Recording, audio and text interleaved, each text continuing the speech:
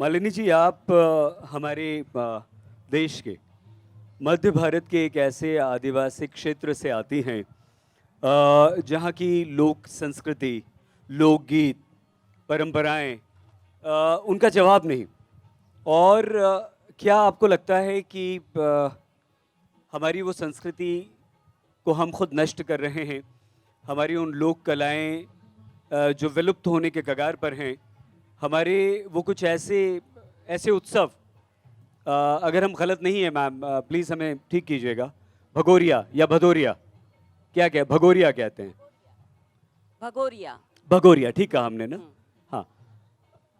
ये क्यों ये जो शोर हो रहा है यहाँ फिल्मी गानों पर, और ये जो भीड़ उमड़ी चली जा रही है डिस्को पर, कहाँ कमी रह गई?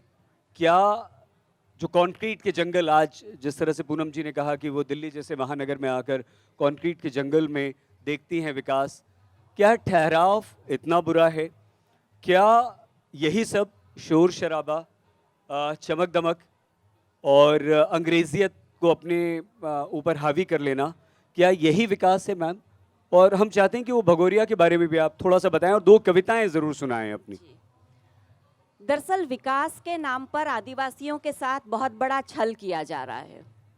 विकास कभी भी ये नहीं होता कि आप उनको उनकी जड़ों से, उनकी परंपराओं से और उनकी संस्कारों से आप उखाड़ दें।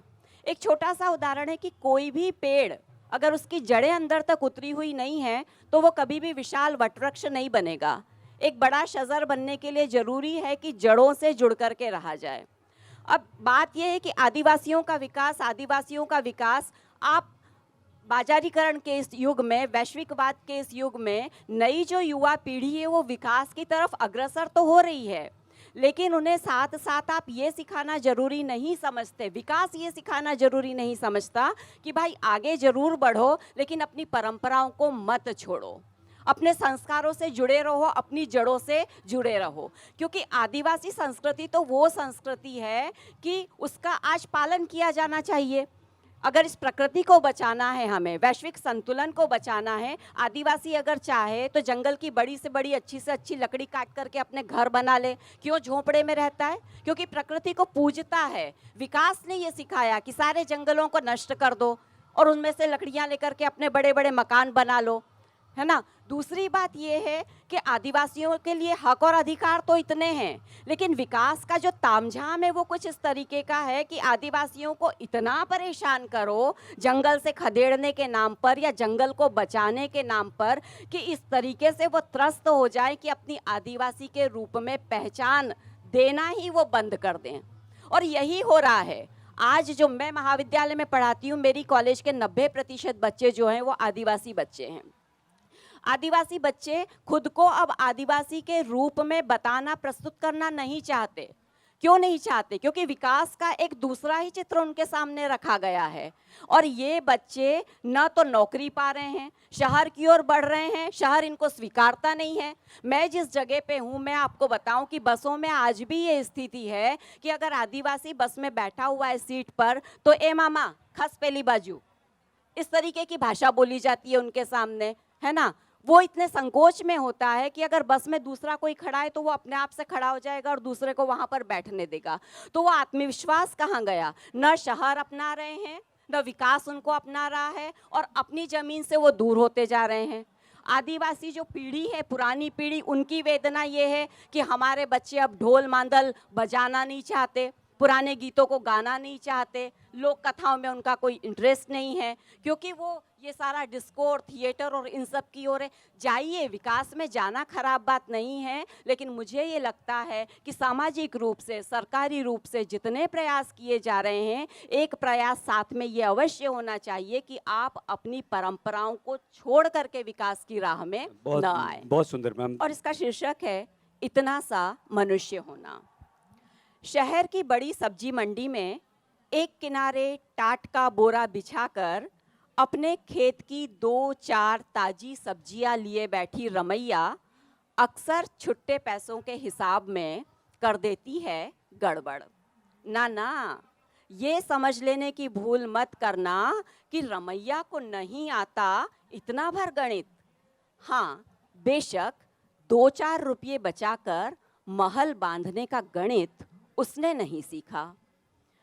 घर में काम करती पार्वती मालकिन के कहने पर सहर्ष ही ले आती है 2-4 किलो मक्की अपने खेत से और महीने के हिसाब में उसका दाम भी नहीं जोड़ती। उसे मूर्ख समझकर एक तिर्यक मुस्कान अपने होठों पर मत लाना। अनाज की कीमत जानती है वो, लेकिन मालकिन के कोठार में उसके अनाज का भी हिस्सा है।